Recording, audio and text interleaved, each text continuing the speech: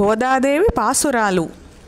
కడలిలోని పడవలన్నీ అల్లనల్లన ఊగగా శ్రీహరి పాలకడిలిని చులకసాగెను వేలు కవ్వముగా. ఇది తెలిసిన సిరితల్లి దిగివచ్చగా గోదగా హరిని వరించగోరిన గోపకన్యల చేర పిలిచి వారి చేత ధనుర్మాసపు నోము పట్టించి 3 పదులా పాశురమ్ములు భక్తి పాడించి తెల్లవారుజామున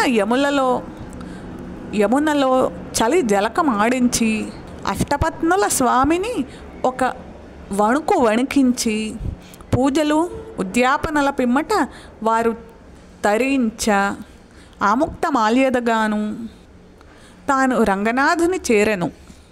ఈ చమత్కారము చదివి పాడించువారును ధన్యులై ఆనందలోకాలు అందుకోగలరు. శ్రీరస్తు శుభమస్తు కళ్యాణమస్తు.